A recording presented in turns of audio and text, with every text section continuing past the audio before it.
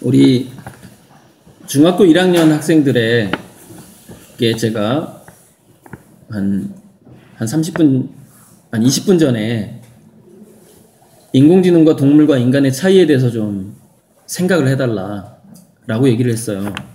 그런데 중요한 이야기가 거의 90% 정도 나왔다고 생각을 해요. 그러니까 참 그런 면에서 우리 인간이 아직도 굉장히 뛰어나다라는 느낌을 받아요. 여러분들이 굉장히 두뇌가 유연하고 뛰어나다. 이 자연과 함께 자라서 그런지 몰라도 굉장히 기분이 좋고 일단은 저기 안경 쓴 여학생이 생각의 특성, 즉 인간이 생각하는 방식과 인공지능이 생각하는 방식이 다르지 않을까라는 그 부분. 그 다음에 그 옆에 있는 남학생이 얘기한 거에서는 누가 더 깊이 있게 생각을 하게 될 것인가? 인공지능이 더 깊이 있게 생각을 하느냐? 아니면 인간이 더 깊이 있게 생각을 하느냐의 문제. 난 이건 아직 알 수가 없다고 봐요. 근데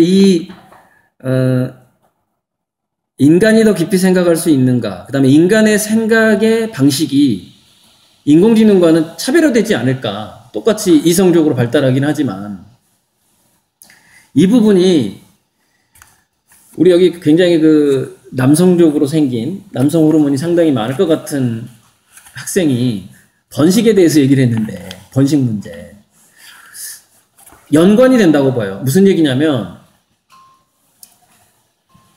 인공지능이 이 지구를 이제 거의 지배하기 시작할 때 인간은 그 DNA의 변화를 통해서 그러니까 인간이 DNA가 왜 빨리빨리 변하냐면은 서로 다른 성이랑 결혼을 해서 그 DNA의 그 조합의 다양성이 계속해서 만들어지는 방식으로 번식을 한다는 거지.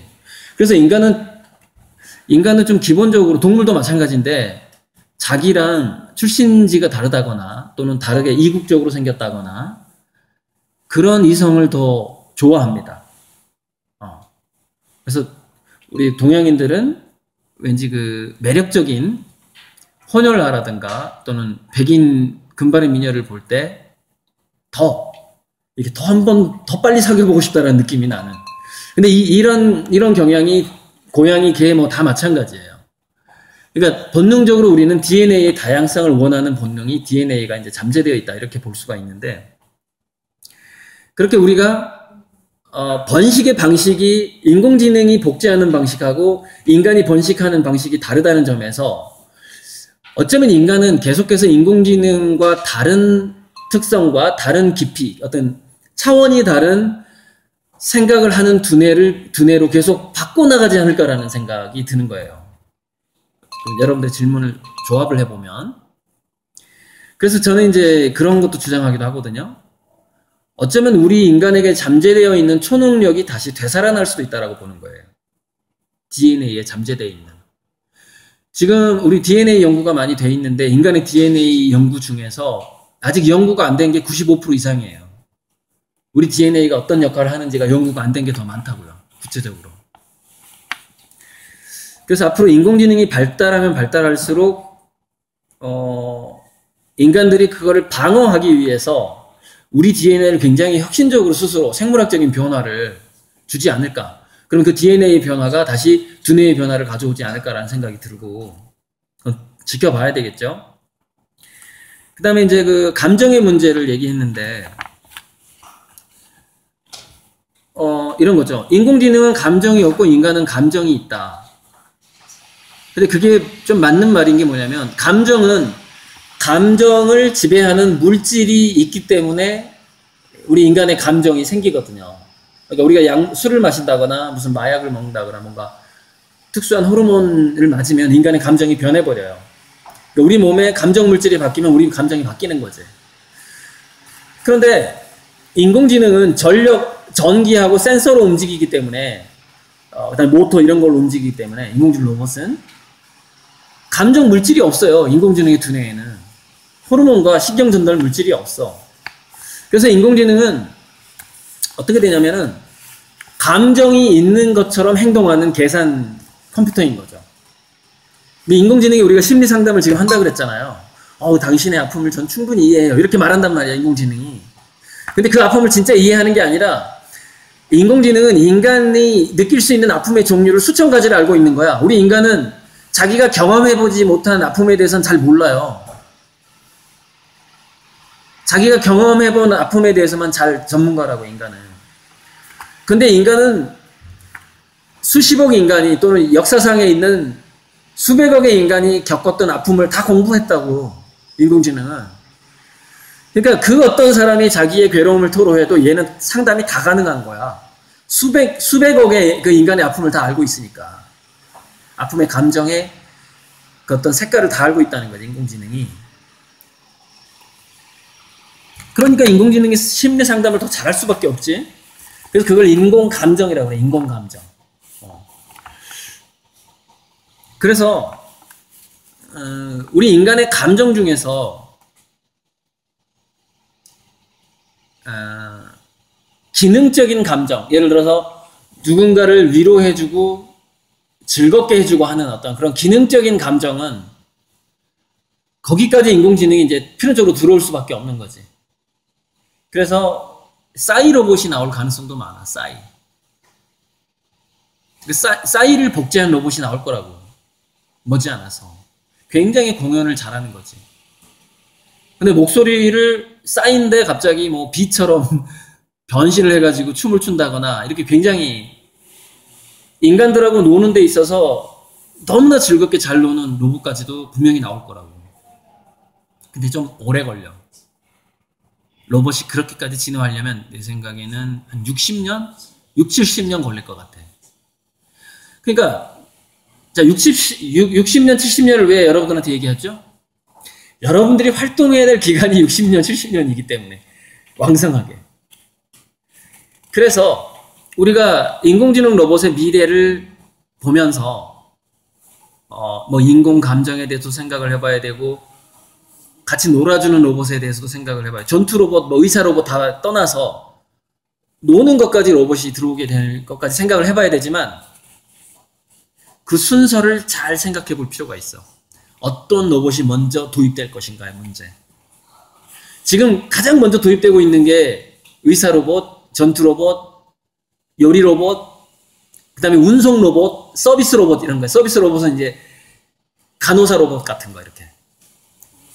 우리 신체를 측정해서 이 사람이 갑자기 심장 박동이 이상해졌어요라고 의사한테 보고를 한다거나 인공지능 의사한테 보고 이런 간호 로봇 이런 거. 그런데 가장 빠른 속도로 확산되는 로봇은 아마 운송 로봇일 거예요. 뭔가 이동시켜주는 로봇. 그게 무인자동차죠. 무인자동차도 로봇이에요. 무인자동차가. 무인자동차가 미래에는 트랜스포머처럼 바뀔 확률이 높아요. 그러니까 분명히 길거리를 갈 때는 자동차야. 그런데 갑자기 자동차 주인이 야 오늘 나는 지리산 등반을 좀 하고 싶어 했을 때 그 자동차가 산을 올라갈 수 있는 로봇으로 바뀔 거라고. 그 자동차가. 트랜스포머는 그건 올 수밖에 없는 거야, 미래 사회는. 그래서 뭐 예를 들어서 그 자동차가 주차장에 있고 그 자동차 내부에 있는 의자만 따로 떨어져 나와서, 그러니까 무슨 얘기냐면 그 자동차의 인공지능은 차에 엔진룸에가 있는 게 아니라 자동차의 인공지능 어디, 그 본부는 어디가 있어?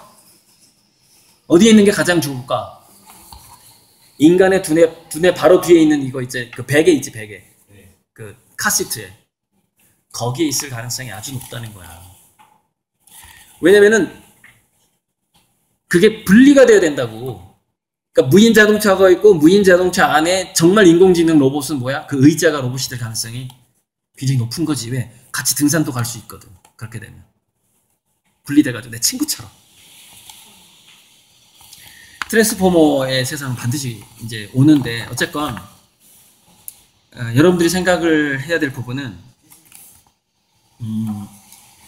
감정 부분에서 다른 사람들의 슬픔과 아픔을 치유하는 감정보다는 다른 사람들을 즐겁게 해주고 같이 놀아주는 감정 있잖아. 그쪽이 인공지능 로봇이 늦게 들어온다는 거야. 그래서 나는 계속해서 강조하거든. 무슨 얘기냐? 잘 놀아야 된다라는 거야. 노는데 되게 즐겁게 놀 줄 알아야 된다라는 거지. 인공지능 시대, 앞으로 60년간 여러분들의 시대에는 굉장히 잘 놀 수 있어야 돼. 근데 나는 게임이나 가상현실 속에서 잘 노는 것도 굉장히 중요하다고 생각해. 왜냐면 대다수의 사람들이 이제 돈을 못 벌기 때문에 어디 나돌아다닐 수가 없어. 그래서 가상현실 속에서 즐기는 일이 훨씬 많아지게 되는 거야. 가상현실 속에서 즐기게 되면은 뭐가 좋을까?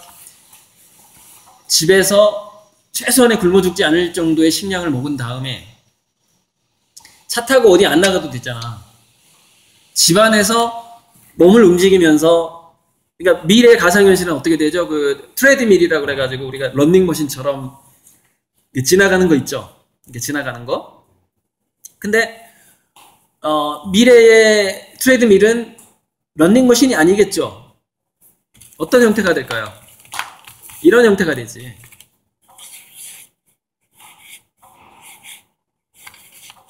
자, 제가 그림을 그려봤어요. 자, 이거죠. 그림이 좀 너무 엉성한데, 자, 이거 보고 알아챌 수 있는 사람, 너무 대단한 거야. 내가 그림 실력이 나쁜데도 불구하고 알아채는 사람. 자, 그림 보여줄게. 자, 이 그림이 미래 가정에 설치가 될 트레드밀이에요. 자, 어떤 형태인 것 같아? 네? 어? 사과. 그래, 사과 좋아. 추천자. 여러 방향으로. 사다리. 방금 파란 옷이 얘기했어. 여러 가지. 여러 방향으로 움직일 수 있는 트레드밀이야. 그게 뭐니까 즉, 그래, 제가 알아챘잖아. 무슨 얘기냐? 여기 사람이 서 있어. 근데 이 사람이 이쪽으로 가고 싶으면 이 공이 이렇게 움직이는 거지. 이쪽으로 가고 싶으면 그쪽으로 반대로 움직이는 거. 그러니까 굉장히 거대한 볼인데, 물론 미래 사회는 기술이 좋아지기 때문에 이 볼이 한 요만큼일 수도 있어. 이렇게 꼭 큰 볼일 필요는 없다는 얘기지. 하지만 인간이 원하는 방향으로 걸어갈 수 있게끔 해주겠지? 자, 그 다음에 이 옆에 서 있는 네 개의 기둥은 뭘까? 가상현실인데, 가상현실이 현실처럼 느껴지도록 하는 로봇이야. 무슨 얘기냐면, 내가 가상현실 속에서 멀리 떨어져 있는 사람이랑 악수도 하고 싶고 만지고 싶고 키스도 하고 싶어. 그치? 그것을 대신해주는 로봇이 있는 거야. 그것을. 그러니까 미래사회 가상현실은 엄청나게, 예를 들어서 뭐가 가상현실 속에서 우리가 뭔가를 먹을 수도 있지, 음식을. 근데 미래사회는 가상현실 속에서 우리가 먹을 수 있는 음식이 굉장히 풍부해져. 뭐가 그것을 만들까? 응? 야, 자, 퀴즈. 미래사회의 가상현실 속에서 내가 뭔가를 먹고 싶은데 그 먹을 것을 제공해주는 기계가 뭐지? 지금 나와 있는 것 중에?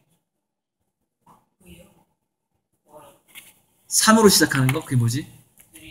3D 프린터야. 즉, 우리가 원하는 음식을 3D 프린터가 즉석해서 인쇄해가지고 우리가 먹을 수 있게 돼. 먹을 수가 있어요. 실제 먹을 수 있는 걸로 프린팅하니까. 재료가 있는데. 그렇지. 자, 무슨 얘기냐? 스테이크를 봐봐. 스테이크를 오븐에다 굽지, 그지? 그런데 재료 자체를 인쇄하면서 구울 수는 없을까? 스테이크를? 충분히 가능하겠지. 온도를 높여주면 되잖아. 익힌 고기로 스테이크를 만들 수 있다고, 3D 프린터가. 물론 그 고기를 익힐 때는 수분이 가미가 되겠지만 그 스테이크를 인쇄하기 전에는 단백질 분말로 존재하겠지, 원재료가. 그치? 그럼 그 단백질 분말의 원료는 뭘까? 고기겠지. 근데 놀랍게도 미래사회에는 단백질이 제조가 가능해. 다양한 재료로. 즉 시골에서 꼭 소고기를 키워가지고 3D 프린터 회사에 제공을 안 해줘도 단백질을 만들어버린단 말이야. 지금은 원자를 조작할 수 있는 시대야. 분자를 만들어버릴 수가 있다고. 그래서 여러분 3D 프린터가 고도로 발달하게 되면은 이런 사회까지 올 수가 있어. 3D 프린터가 원자와 분자를 다루게 됐을 때는 궁극적으로 뭐가 가능해지냐? 스타트rek에서 원격 이동이 가능해져. 원격 이동. 인간을 여기서 저쪽으로 새롭게 프린팅 해버릴 수가 있어. 새롭게. 인간을 분해한 다음에 다시 저쪽 우주에서 프린팅 할 수가 있다고.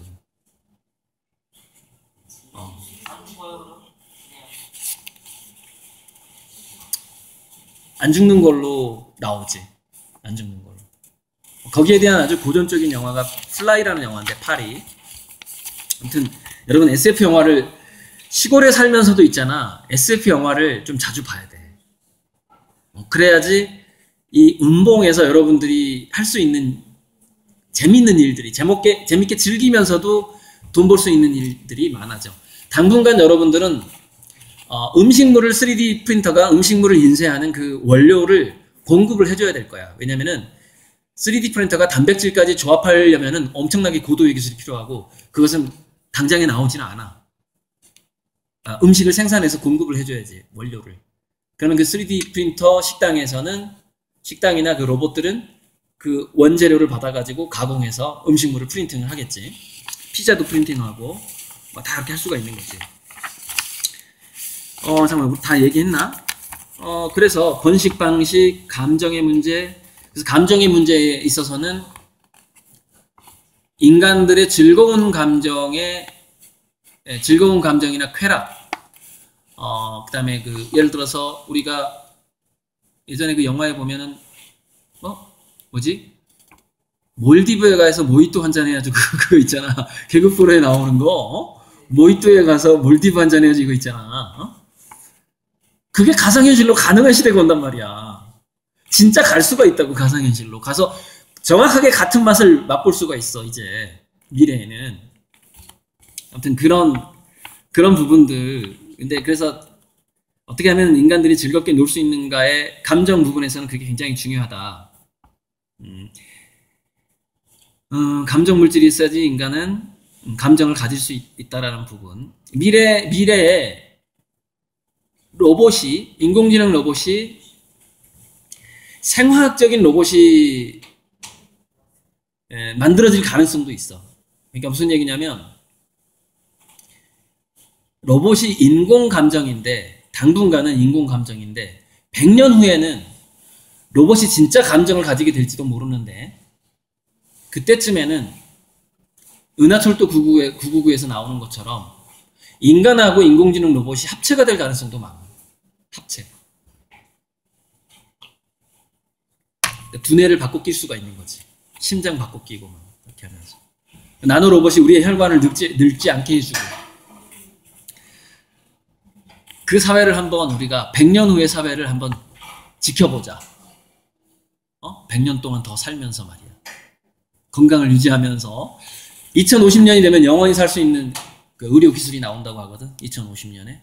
얼마 안 남았지? 여러분들이 맘만 먹으면 영원히 살 수 있는 기술을 만나게 돼요. 자, 그건 이제 그때 가봐야 하는 문제고. 자, 그다음에 또 하나. 번식 방식에서 DNA의 그 다양성 얘기했고, 또 하나 그 맨 앞에 있는 친구가 수명이 다르다. 인공지능과 인간이 수명이 다르다. 방금 얘기했지. 그래서 인공지능은 영원히 사는데, 그 태양광을 받고 영원히, 물론 그 태양 자체가 뭐 50억 년인가 수명이 남았대. 우리 태양계 태양이. 그러면 우리 태양계 태양이 수명이 닿으면은 태양광으로 살아남은 인공지능 로봇도 죽을 수 있겠는데, 아마도 다른 태양계로 이주를 하겠지? 그러니까 정말로 우리 태양보다 앞으로 탄생하게 될 인공지능은 수명이 더 길 수도 있어. 50억 년보다. 우리 태양계가 망할 때 다른 태양계로 이주하면 되니까.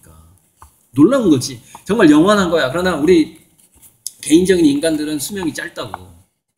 근데 바로 우리가 수명이 짧다라는 것 때문에 우리는 DNA를 더 강화시키고 막 변이시키는 능력을 엄청나게 개발해온 거야, 지금까지. 그게 어쩌면 우리가 인간의 수명이 짧기 때문에 인간의 수명이 짧다는 이유, 그것 때문에 어쩌면 우리가 인공지능을 능가할 수 있는 그 저력이 거기에가 있을 수도 있어. 우리 DNA 속에. 짧으니까. 인생이 짧으니까. 그래서 우리 인간의 수명이 짧다라는 것이 조금 짜증나는 면이긴 하지만 로봇보다 오래 못 산다라는 거. 그래서 왜 그 영화도 있어. 어떤 영화냐면 바이센테니얼 맨에서 보면은 그 로봇이 처음에 할머니랑 살다가 엄마랑 살다가 딸이랑 살아. 그러니까 이제 사람들은 늙으니까 할머니하고 엄마가 죽었어. 나중에 딸이랑 살아. 근데 마지막에 내가 그 영화를 다 안 봤거든. 그 바이센테니얼 맨이 마지막에 뭘 깨닫냐면 그 로봇이 계속해서 인공지능 로봇이 인간이 되고 싶어 하거든. 그 영화에서. 그것도 한번 봐. 좀 옛날 영화야. 그래서 좀 로봇은 엉성하게 나와. 이 분장이 별로야. 그런데 자기랑 사귀던 그 인간들이 하나둘씩 죽어가는 걸 보게 되는 거야. 그래서 정말 인간이 되려면 죽어야 되는구나, 이걸 깨달아, 로봇이. 그래서 어떻게 되는 줄 알아? 로봇이 자살을 해. 왜? 인간이 되기 위해서는 자기가 죽는 게 그 완성이라는 걸 깨닫게 되는 거야. 그래서 한 200년인가 살다가 자살을 해. 나를 죽여주세요. 나 어떻게 죽지? 로봇이 자살을 한다. 좋아, 그럼 여기서 한 가지만 더 얘기해보자. 나도 좀 예술가라서 좀 상상하는 걸 좋아하거든.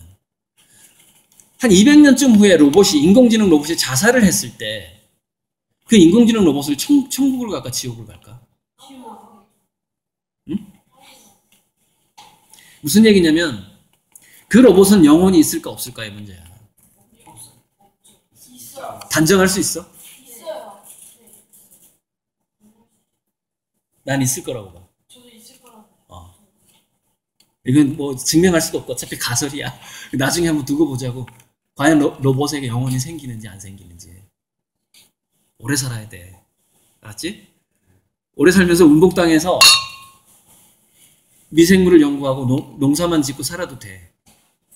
얼마든지 미래 사회는 도시의 부가 다시 시골로 넘어오기 때문에. 생물학의 시대가 온단 말이야. 생물학의 시대 보여줄까? 내가 할 얘기가 많은데 이제 대충 넘어가는 거다. 여러분들이 고등학생이 되고 대학생이 되면은 내가 해줄 얘기가 더 많이 생길 거야. 와, 이거야. 그러니까 정보의 시대에서 생물학의 시대로 넘어가는 거야, 이제 앞으로. 그래서 다시 농촌이 부유해지는 때가 온단 말이야. 그때를 잘 기다리라고. 무슨 얘기냐? 경쟁력 없이 섣불리 도시로 진출하지 말라는 거야. 여기 운봉 땅이 굉장히 좋은 땅이야. 여러분, 그 점감록이라는 그 예언서에 보면은 십승지가 나와요. 십승지 들어본 사람? 그쪽 책을 좀 별로 안 봤구나. 십승지가 뭐냐면 지구상에 그 어떤 재난이 와도 그 동네에 살면 살아남을 수 있다라는 땅이야. 그게 우리나라에 10군데가 나오는데 그 중에 한 군데가 운봉이야. 굉장히 좋은 땅이라고, 여기가. 무슨 얘기냐? 기후변화, 인공지능 로봇, 전쟁, 지진, 그 모든 재앙으로부터 안전한 땅이라고 인증을 받은 땅이란 말이야, 여기가. 그래서 나 여기로 이사 올 거도 생각하고 있어. 운봉으로. 농담이고. 자주 놀러는 올 거야. 그래서 이 지역에 대해 폐교도 좀 알아보고 있어, 폐교. 어쨌건 생물학의 시대가 오고 있고 이렇게 되는 거지. 호모 사피엔, 인간을 정의하는 세 가지가 있어. 호모 루덴스, 호모 파벨, 호모 사피엔스가 있는데 즐기는 인간, 유의하는 인간이 호모 루덴스고, 호모 파베르가 이제 도구를 만드는 인간, 호모사피엔스가 생각하는 인간이야. 그런데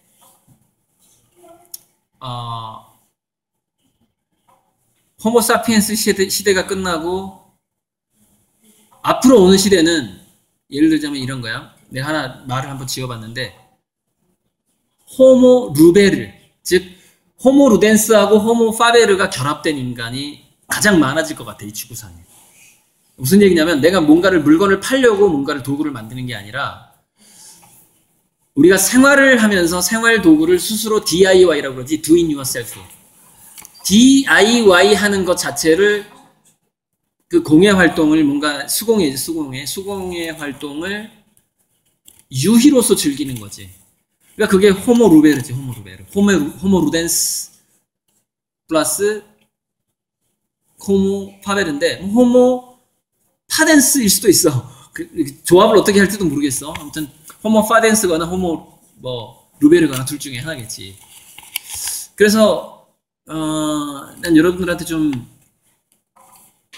그런 걸 좀 당부해보고 싶은데 자기가 직접 뭔가를 만들어 보는 거 있잖아. 그러니까 이 시골에서 살면서 필요한 것들을, 필요한 도구들을 철물점에서 또는 공구상에서 사기보다는 한번 만들어 보는 경험도 좀 많이 해봤으면 좋겠어.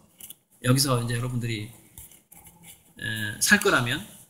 그런데 이제 이 중에서 그래도 나는 명문대에 가고 싶고 도시 생활을 만끽하고 싶다. 그러면은 한 가지 좀 당부를 할게. 공부를 굉장히 목숨을 걸고 해야 돼. 엄청나게 해야 돼. 엄청나게. 그러니까 무슨 얘기냐면 인공지능과 협업이 가능하고 인공지능 시대에 뭔가 내가 공부로서 승부를 하려면 전공을 한 5가지를 해야 된다는 거야. 전공을. 그러니까 대학 전공을 5가지 하는 거랑 비슷한 건데 그 정도가 돼야지 다양한 영역에서 그만큼의 어떤 책을 미친 듯이 엄청나게 많이 본다거나 뭐 박사학위를 한 서너 개를 딴다거나 뭐 이 정도. 그 정도로 엄청난 지식량을 또 한 우물만 파서도 좀 불안해. 여러 우물을 엄청나게 깊이 파야만이 굉장히 빠른 속도로 IQ가 좋아지는 인공지능하고 서로 협력을 한다거나 내가 인공지능을 이렇게 써먹는다거나 하는 그런 자리에 가게 된다는 것이지. 그러니까 이제 무슨 얘기냐면 공부로 성공하기가 힘들다는 거야. 우리 때 여러분들 부모 세대가 공부했던 양의 한 5배는 해야 되니까. 근데 만약에 여러분들이 명문대를 가고 싶고 인공지능이 고도로 발달하기 전에 나는 엘리트란 소리를 듣고 싶다. 사회에서 어떤 지식의 리더, 그걸 오피니언 리더라고 하는데 나는 리딩으로 리드하고 싶다. 쉬운 얘기로. 난 책을 통해서 리더가 되고 싶다. 그러면은 우리 세대가 열심히 읽었던 양보다 5배를 해야 돼. 최소한 3배. 그걸 각오하란 말이야. 정말 여러분들이 명문대를 꿈꾼다면 5배 이상 공부해라. 아니면은 달리 생각해 봐야 돼. 미래 진로를. 확실하게. 그러니까 지금은 좀 이렇게 극과 극이야. 극과 극으로 나뉘는 거야. 시골에서 확실하게 허브라든가 미생물을 연구하든지 직접 흙과 함께 아니면 공부를 하겠다 그럼 5배 이상 해버려야 돼. 그런 상황이야. 뭐 내가 놀겠다 그러면 그 어떤 모든 것을 다 잊고 오직 노는 거에만 집중을 해야 돼. 잘 노는 거에만. 내가 예를 들어서 게임을 하고 싶다. 그러면 한 종류의 게임에만 빠지지 말고 최소한 5, 6, 7, 8개의 게임에 푹 빠져야 된다고. 무슨 얘기냐? 아침에 일어나면 A게임, 점심때 B게임, 저녁때 C게임, 밤새서 하는 게임은 D게임, 꿈속에서 하는 거는 ABCD E게임, 그치? 그리고 내년에 하는 건 F게임. 게임만 무수하게 열심히 해야 돼. 그게 앞으로의 미래 진로의 핵심이야. 자기가 선택한 거에 있어서. 그러니까 지금까지는 우리가 대학 학과를 선택을 했잖아. 앞으로는 그게 아니야. 뭐냐면은 자기 하루를 선택하는 거야. 나는 어떤 하루를 보낼 것인가를 선택을 해야 돼. 마치 그것이 뭘 전공할 것인가를 선택하는 것처럼 자기 인생을 통째로 선택하는 거랑 좀 비슷하네. 굉장히 치열하게 자기가 선택한 삶에서 깊이 들어가거나 아주 넓게 체험을 해야 돼. 만약에 내가 음악을 좋아한다. 그러면은 레코드판으로, 즉 MP3로 내가 들을 수 없는 음악을 듣기 위해서 아프리카와 아마존으로 여행을 가야 돼. 새로운 음악을 들어야 되니까. 자, MP3로 들을 수 있는 음악은 누가 다 듣고 있죠? 인공지능이 듣고 있어요. 그래서 인공지능이 작곡을 잘해. 그지? 그럼 내가 인공지능이 만든 유행가보다 더 멋진 유행가를 내가 만들고 싶다. 그럼 어떻게 해야 돼? 산골과 오지로 돌아다니면서 수천 년 전부터 전해 내려오는 아마존 원주민의 동요를 들어야 돼. 그 정도야. 음악에 빠지려면 그 정도로 빠지란 말이야. 내가 음악을 연구하고 싶다. 전 세계 음악을 다 연구해야 된다고. 게임을 하고 싶다. 수십 가지를 해야 돼. 하루에 수십 가지를. 반복해서. 밥을 굶어가면서. 아니, 게임을 하는데 어떻게 밥 먹을 생각을 하니? 밥을 굶어가면서. 배고픈 줄도 모르고 한 보름 정도 굶어가면서 물만 먹어가면서 게임을 해봐야지. 그 정도 돼야지 게임에 빠지는 거 아니야? 그 정도도 안 해봤어? 게임 해보면서? 한 3일 밤 안 새봤어? 게임하면서? 게임 그만둬. 자기가 게임을 하면서 배고픈 줄도 모르고 한 3일 동안 밤새 본 적이 없다. 게임에서 찌질이가 돼. 찌질이. 한마디로 얘기하자면 찌질한 인생이 돼. 뭐든지 한번 제대로 해봐. 푹 빠져서. 그게 미래진로의 핵심이야. 그리고 여러분의 할아버지 아버지가 읽어왔던 이 농토를 무시하지 마. 앞으로 가장 값진, 다이아몬드보다 값진 땅이 될 테니까. 자, 그 증거를 하나 얘기하고 이제 강의를 마치고 질문을 받는 걸로 하겠어요. 10분 남았어, 10분. 뭐냐면, 아까 내가 3D 프린터 얘기했는데, 3D 프린터가 고도로 발달하게 되면 어떤 상황이 발생을 하냐면, 여러분, 인조 다이아몬드 알죠? 인공적으로 만드는 다이아몬드. 그건 탄소로 만들어요. 원재료가 있어요. 탄소로 만드는 건데, 인공지능의 물질을 다루는 기술이 고도화되게 되면은 지금 우리가 귀하다고 생각되는 모든 원소를 다 합성할 수가 있어요. 금, 다이아몬드까지. 다 합성이 가능해. 자, 이 시대가 되면 뭐가 달라질까요? 그렇게까지 인공지능과 3D 프린터가 결합된, 그 다음에 물리학 어떤 기술과 3D 프린터와 인공지능이 결합했다고 칩시다. 그럼 이 지구상에 있는 모든 물질의 가치가 동등해져 버려요. 그러니까 지금은 무슨 얘기냐면, 지금은 금이나 다이아몬드가 값어치가 더 높죠. 근데 미래 사회에 금이나 다이아몬드를 마음껏 합성할 수 있다고 칩시다. 값어치가 높을 이유가 하나도 없지. 그지? 내가 만들 수 있는데 금을?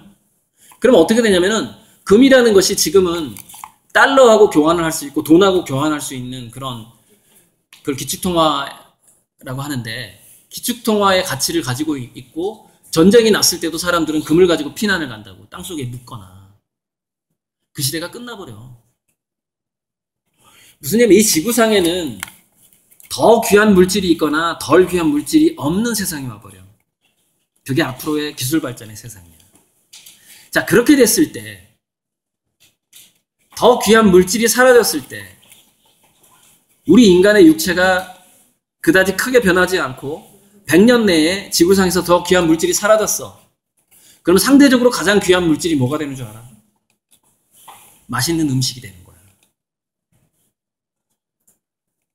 그게 마이다스 저주의 결정판이지.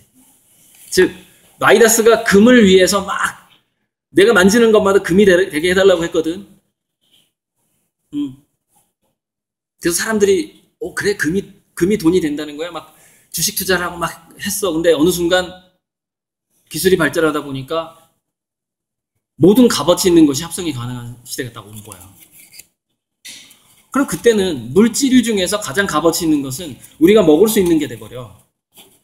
그 다음에 또 뭐가 될까?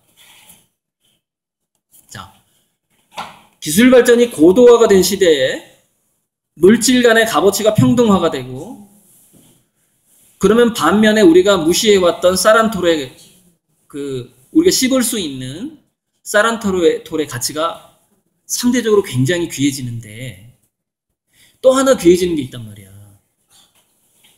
이제 그 또 하나 귀해지는 게 나는 그렇게 봐.